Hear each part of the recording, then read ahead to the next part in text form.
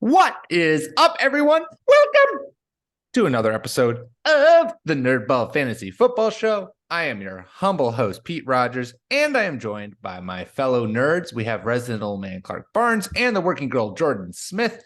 My friends, my fellow countrymen, how are we doing today? Doing great, Pete. Cold. We're cold over here in Wisconsin right now. Are you getting blasted by this snowstorm that just dropped, 5 inches on us overnight or over the course of a day? No, we don't have that. We're just getting the cold wind, which is that's awful. I don't know. Let's check the temperature. It was 12 degrees today. And now it feels like 5. So delightful. We are officially at the point of the football season. It's officially winter. The lightest amount of snow that can snow and stick on the ground happened here. And I've found, and my wife has realized, if she tells me it's about to snow, that means we can go to the grocery store immediately and get whatever she wants. Yeah. So she's going to just pull that out in the middle of July. Clark, it's about to snow. And you're like, damn it. It's going to be a fluke snowstorm. We don't have any sharp cheddar. We don't have any sharp cheddar. Clark, I heard it's going to snow tomorrow. Just FYI. We should probably get to the market pretty soon. Well, I was going to start this show by saying we're going to be a fast, speedy, efficient show. I know people come for our witty banter, but that is not happening this week. Of course, we already started, but we're axing it, kiboshing it right now because this daddy has got to get to work on the girl's first birthday. We're making banners, we're making streamers, we're doing the whole 9 yards. We're celebrating Saturday, and I don't have time, Clark, for you to pontificate wildly about sharp cheddar. I just don't have time for it right now. Well, I can't tell if Clark's legit frozen. Clark was legit frozen, but looked like he was not. It looked like he was just giving me an evil stink eye. All right, I'm trying to get my phone to work for me, and it's not. Clark, talk to me. Help me. Anyways, okay. We are pontificating wildly right now. Let us start with, I guess neither of you guys used or you messaged me that neither of you have nerdgasms. So we'll skip nerdgasms. This is efficiency at its finest, you guys. Efficiency at its finest. We'll skip nerdgasms, though I do want to quickly say, Jordan, shout out to your boy Christian Watson, who I said to sit last week because I was like, wow, I'm just not believing that this guy is really going to be as absolutely incredible as he has been the last 2 weeks. And what do you know? He still is absolutely incredible. Once Aaron Rodgers decides that you're worthy of his attention and that you agree with him, you've done your research on 9/11 conspiracy theories, then you're in his vision. You're one of his go-to targets. Yeah, as many negative things as I can say about Aaron Rodgers. One thing is for certain, though, is that once you are his friend, it seems like you're his friend for life. So Christian Watson, keep doing what you're doing. And in 12 years, when you're on another team, Aaron Rodgers will push for you to come back. Because he'll somehow still be quarterbacking for the Green Bay Packers. All right, then let's roll right into must starts for week 13 fantasy football. Clark, start us off. Who is a player that you are just like, man, if this guy is on your team and he's not in your starting lineup, you are making a mistake? Yeah, I went another direction with it, Pete. Excellent. I went with I'm desperate and love it. Why not? Why not roll with Mike White again? That was a fun game with the Jets, seeing what a halfway competent quarterback can do within a pretty simple system surrounded by absolute stud superstars was great. They talked about this on the broadcast a lot. Mike White came in last year and had one good game and then absolutely was a flamed into descent, the likes of which we only saw when Zach Wilson was playing. So hopefully, you grow and you learn. He's a very young player. If he just realizes, hey, get the studs the ball. I don't need to score more than 17 points. It'll be okay. And if you played, Mike White last week, why not play him again this week? If you played Mike White last week, well done. Standing ovation. Round of applause for you. It's not a bad matchup. The Minnesota Vikings rank 30th in pass defense NEF ratings on NerdBallFF.com. their pass defense has been bad all season, and they've been allowing plenty of fantasy points to opposing quarterbacks and to opposing offenses. Like it could be another game where Mike White, does a little bit of magic. And you said it, Clark, and it's like it is a testament to just how poorly Zach Wilson has been playing. Is that Garrett Wilson really good at football? Elijah Moore really good at football. Like Corey Davis is getting healthy. Like this Jets offense has so many weapons that are very good at football. And if you just have a halfway decent guy who can get the ball to them, suddenly fireworks can happen. More proof we're living in a simulation is that we have Mike White mania happening again, running perpendicular with White Lotus mania. So like creator of that Mike White and football Mike White are just, the mentions on Twitter are just through the roof right now. They're thriving at the same moment. It's a good time to be a Mike White. Yeah, no, you've got to ride the wave with Mike White. This team is much better than it was last year. Like Garrett Wilson will make a huge difference, and I'm just really excited for him to start passing the ball to Elijah Moore, because I've been waiting for that all season long, because he's good at football. You and me both, Jordan. Jordan, who's a must start for you, or a guy who's a shot in the dark for you, since Clark has decided that that's also part of this? No, my must start this week is going to be Keenan Allen, the veteran reliable. If you have been like me on the dynasty track and just kind of held on to him, you didn't sell, you just waited for him to come back, because it was a hamstring injury. So like, I don't know, I guess week to week we're just waiting to see if he was going to come back and play, but he's finally back. Mike Williams is still out for the Chargers, so that he hasn't practiced today. He was held out practiced all week last week, held out against the Chargers or the Chiefs. Did they play the Chiefs? Yeah. So the opportunities will be there for Keenan Allen. I think they said all along they weren't going to like fire up Keenan Allen on the field until he was completely healthy, which was a strategy I was fully on board with until we got into like month 2 of him being on IR, and I was just very frustrating. But he's given wide receiver 2 value right now, at least. So if you have him, he's a great option to put out there right now. Yeah, and the Chargers haven't like eased him back in. They have in terms of his snap count. Like he started back KC week 11, played 68% of the snaps, and then was 89% last week against the Cardinals. But in both of those games, he saw 8 targets against the Chiefs, 7 targets against the Cardinals, 5 catches in both times. He went 94 against the Chiefs and 49 and a touchdown against the Cardinals. Like those are the stat lines you want to see from Keenan Allen. That's the target share you want to see from Keenan Allen. He is back, and you said Mike Williams isn't playing. Like this Chargers offense is starting to like Justin Herbert feels like he's starting to throw the ball a little bit more around the yard and like getting it moving and grooving. And Keenan Allen is back and presumably healthy, playing against a Raiders secondary that is hot garbage and has been giving up fantasy points to wide receivers right and left. I love it. It's interdivisional. It's a great matchup. Great call, Jordan. I forgot to mention the Vegas part, that they are dead last in DVOA against the pass. So I mean, love to hear it. Yeah, and I like it. He had one of those pedestrian superstar games last week where he caught 4 or 5 catches and a touchdown. And so you hit that nice even floor for Keenan Allen. And also, since people definitely want to hear about our fantasy teams, and Jordan kicked us off, and don't give up on your dynasty team, guys. I had DeAndre Hopkins and Keenan Allen as 2 absolutely vital pieces at wide receiver and nothing else. And I have just slipped into 6th place in my dynasty league. So don't give up. Rebuilding seems sexy and cool, but stick with it. You got to get into the tournament first. And if you get into the tournament, anything can happen. Mike White could lead you to a championship. Clark, I wish you had told me that before I blew up my dynasty team.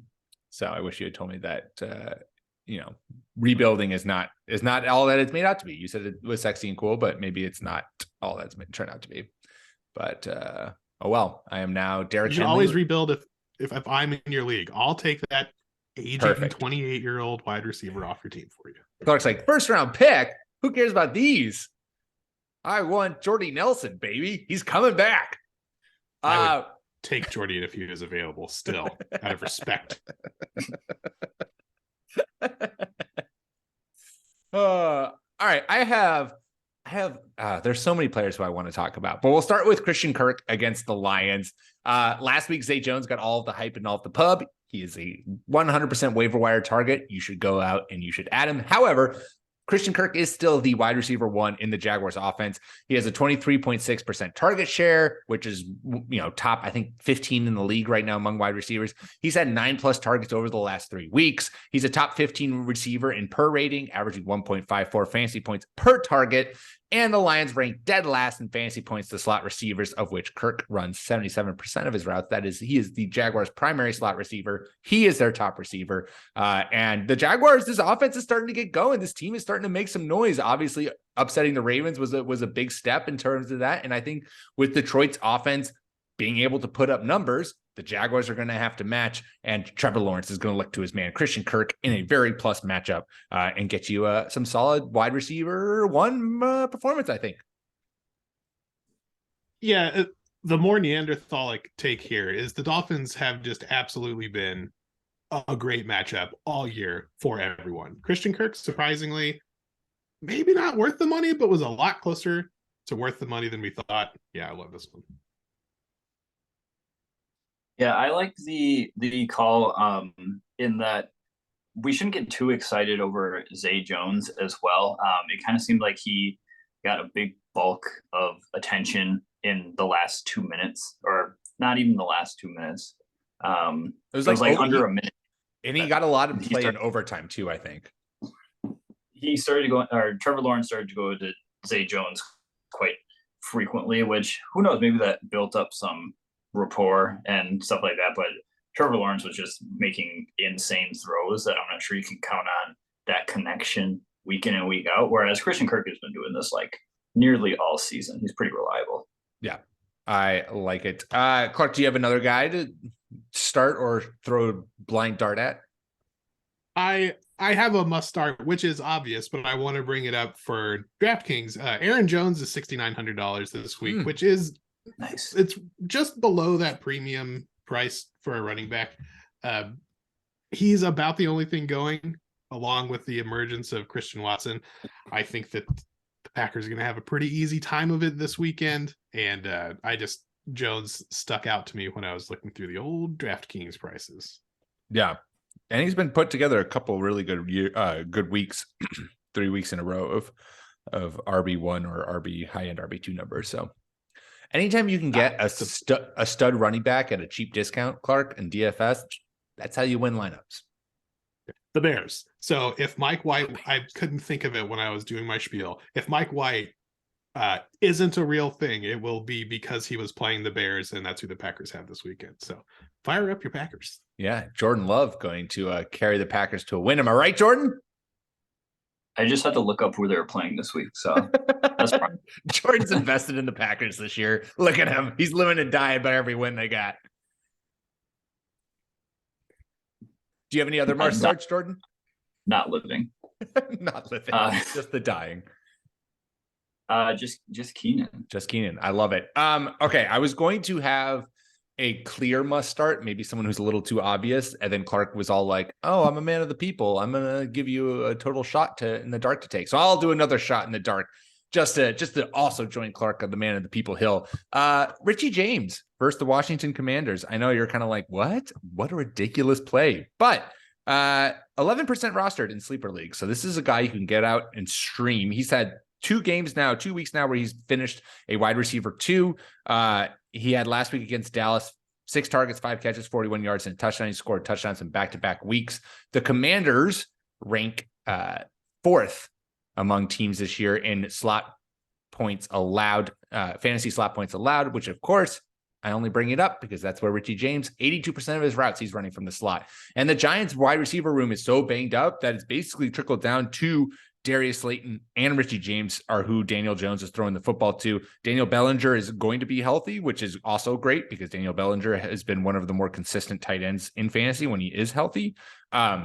But I like Richie James to be kind of a sleeper guy who maybe gets you, again, a solid wide receiver 2 week. At the very least, I think he's a flex play against a plus matchup in the Commanders.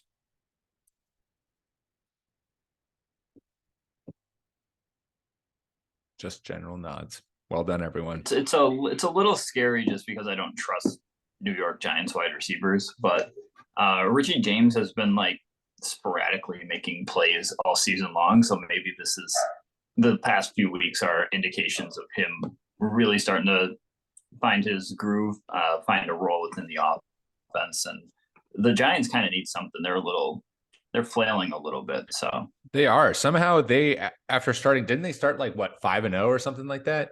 7-4. And the Washington Commanders are 7-5. What is this season, you guys? What is this season? Okay, for those who wanted to know, my super must start was Ramondre Stevenson versus the Buffalo Bills. I love me Ramondre Stevenson. He's an amazing running back, and the Patriots are a genius team for drafting him. Well done, everyone. Okay. Those were some must starts for week 13. Before we go, Clark is going to wrap us up with a top 5. Clark, introduce this week's top 5. So this is the top 5 big surprises for fantasy. And this is obviously has to be done in the context of my brain. I can't speak for the zeitgeist and accumulate all of everyone's thoughts about the fantasy season and then do this list. So if you hate this list, let me know. We're going to start with kind of the least surprising, casual pat on the back to myself here. I am not as surprised by this as some. Some people think that Tua Tagovailoa is not a good quarterback and that Tyreek Hill's 28. And why would an organization as smart as the Chiefs let him go? The Dolphins, I think one of the most surprising fantasy stories of this season. Not that they were okay. I think that a lot of us like McDaniel and wanted him to be a good coach, and we're just wishing that into the universe. But to come to a Dolphins team that had a little bit of talent and then take them this next step in the first year, I think is a huge surprise. They have 2 wide receivers, I think, in the top 8 of most scoring formats. So the Tyreek Hill or Jalen Waddle question was answered with yes. They're both really good. And then we're picking up some late in the season running back juice from Jeff Wilson Jr. So I think the Dolphins have been a really pleasant surprise this season. They've been wonderful to watch. And you're totally right. Jalen Waddle, whom maybe you were worried about in terms of how he's going to play with Tyreek Hill, he's 3rd amongst wide receivers in per rating, 1.86 fantasy points per target.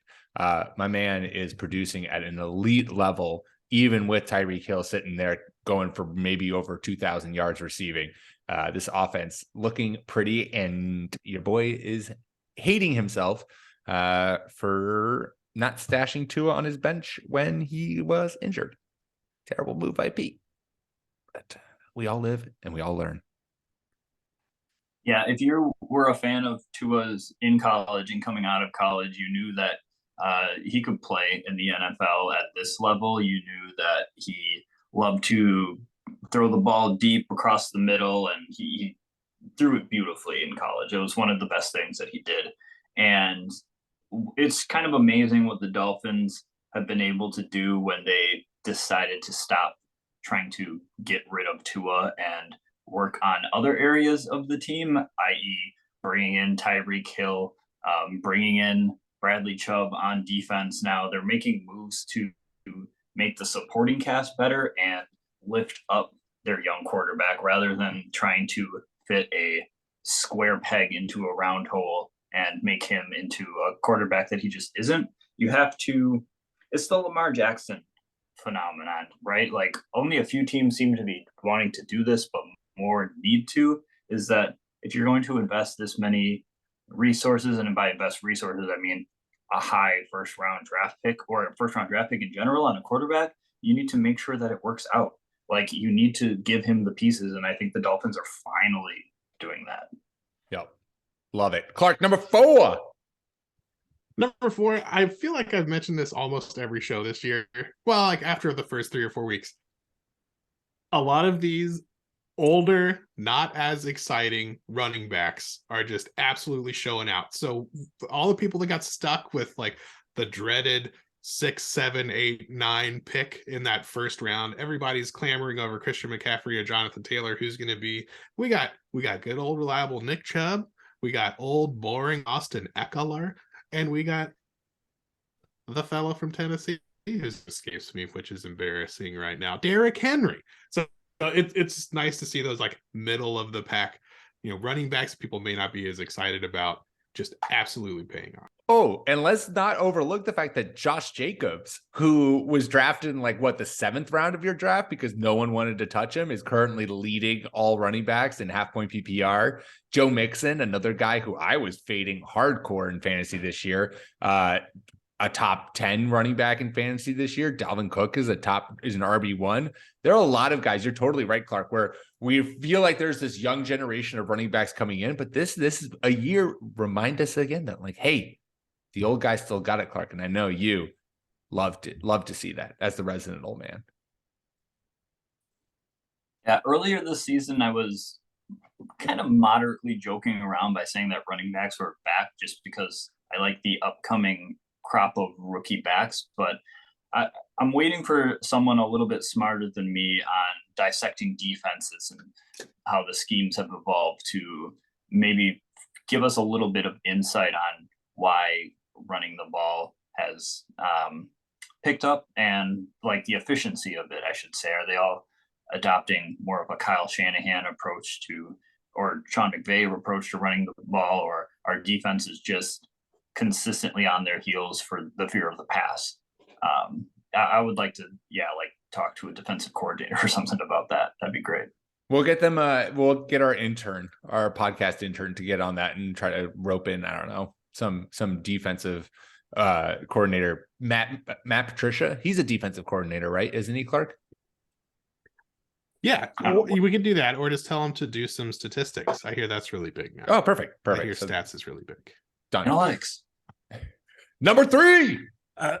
We're going to stick with running backs and bleed it over into the team a little bit. Jamal Williams leading the NFL in touchdowns, or at least he was for a little while. Huge surprise. Another 8th round pick flyer has been a fairly steady starter, especially in your non-PPR leagues for you. What a huge surprise for Jamal Williams and the Dolphins in general. We're talking about our fantasy teams a little bit. At the end of last year, someone offered me a mid-first for Amon-Ra St. Brown. I was like, oh yeah, some guy picked up off the waiver wire for a mid-first. That's great. Well, that turned out not to be my best dynasty move ever. But how about Jamal Williams and the Dolphins? Surprising a lot of people, if not. The Lions, Clark. You're talking about the Lions, but I like your energy directed towards them. Also, Jamal Williams, literally 49.5% of his fantasy points come from touchdowns. Basically half of all the fantasy points Jamal Williams has gotten you has come from touchdowns. And it's been incredible. He's made DeAndre Swift irrelevant, which is kind of a wild statement. Not one that I feel like we would have anticipated. Yeah, I definitely have enjoyed the building of the Lions. Should the Bengals have drafted Jamar Chase? Absolutely. We know that now for sure. But they're sort of passing on Penei Sewell, gave the Lions a chance to maybe save them from themselves and just draft a offensive lineman, a core piece, build up that line before they likely plug in a quarterback that they draft this year, because there's 4 or 5 that are going to go in the first round. They're 5th in run block win rate. So they are playing a very nasty style of rushing offense. And I feel like they're kind of just emulating their coach. Dan Campbell's kind of a gritty dude, and you don't want to have the ball in Jared Goff's hands all the time. So running the ball at in the red zone is great for Jamal Williams. Love it. All right, number 4. The Broncos. Number 2. We are going in reverse order. Number 2, the Broncos. The hellstorm in Denver. What happened? What is this team? I mean, come on. I saw someone tweet this out, and I wanted to hear what you guys think. Russell Wilson, if you take into consideration what the Broncos gave up for him and then the contract they gave him, is this the worst trade in NFL history? at this point. Obviously they are like roped into him for their entire future and for his future. And you're hoping that next year things click and it all works out. But it has been an absolute shit show in Denver. This offense that we thought was going to be so high powered and so potent, just non-existent. Not can't even do anything. Russell Wilson's thrown like what, 8 touchdowns? What yeah, I think they thought they were getting a Peyton Manning plug and play again, and he was just going to carry them to a Super Bowl, basically, where the defense eventually won it for them. But that's not the case this time around. Russell Wilson has, for smart football minds, have been saying that he has not looked great in the past 18 months, let alone just this year, or I should say like 26 months. Last season, a little bit of the season before that, math. And that just hasn't been the case. This trade just looks really terrible because if he doesn't improve, they're kind of saddled with this disaster situation for like at least 2 more seasons, maybe 3. It doesn't look great. And I don't really feel bad for Broncos fans because I lived in Denver for a while and they're fine. They're fine. Yeah, I'm not gonna say the worst trade ever. Quarterbacks are tough to come by. I agree that Russell Wilson may have lost a little, but I'm buying at the severe discount. The Broncos have also had a lot of injuries this year, like a lot of other teams. Javonte Williams going down. I think they lost their left tackle. Garrett Bowles went right at the beginning of the year. Yeah. So I'm buying the bounce back, but I was so invested in this Broncos team, just values all over the place. That has definitely been the biggest disappointment for me. So number 1, that's been a huge day. Continue. Go.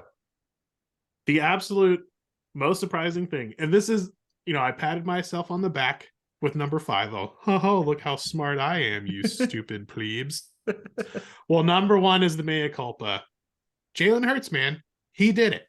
Jalen Hurts took a gigantic step forward and is no longer just a running quarterback. He's really coming into his own as a quarterback. Obviously, still a huge threat with the run, and obviously still has a lot of room to improve as a passer and from the pocket quarterback. But he's shown that he can do it, and that's a huge step.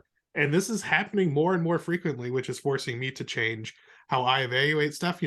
First it was Josh Allen, and now it's Jalen Hurts. I think I need to be a little bit more forgiving when these giant, fast dudes look like they got the head on their shoulders and may take that step forward. Need to be more open.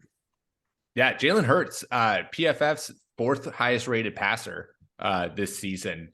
He's been incredible. And I think obviously, again, you were talking about Clark with Miami, where it's like, if you are investing in a quarterback and you want to give that quarterback a shot, go get him weapons. Like, go get him. And they did. They got AJ Brown to pair with Devonta Smith. It's exactly what the Dolphins did. They got Tyreek Hill to pair with Jalen Waddle, and you're seeing the benefit for those quarterbacks from both of those moves. And my goodness gracious, please, Bears front office, go get Justin Fields, the number 1 wide receiver this offseason. That's all I want to hear.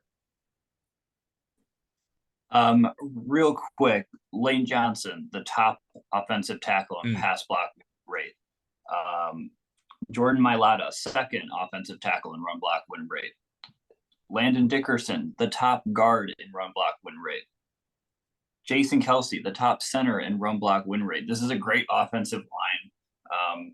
Even more exciting to watch than the Detroit Lions, which is a fun team to watch run the ball. But you're right, Pete. They took the right lessons from some other teams, such as Baltimore, such as Buffalo, and they're like, hey, we got a guy who can move.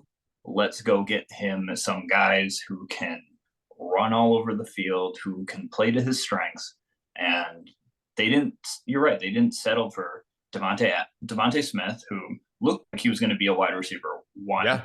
And still could be on other teams. They had Dallas Goedert. They had Zach Ertz until they traded him. Or was that last season? That was last season, I think. Okay, never mind. Dallas it was last year, and Goddard balled. Like, you can see why they let Ertz go. Even though he's good, It's like, all right. Yeah. But still, and then Miles Sanders. So they had like a big 3.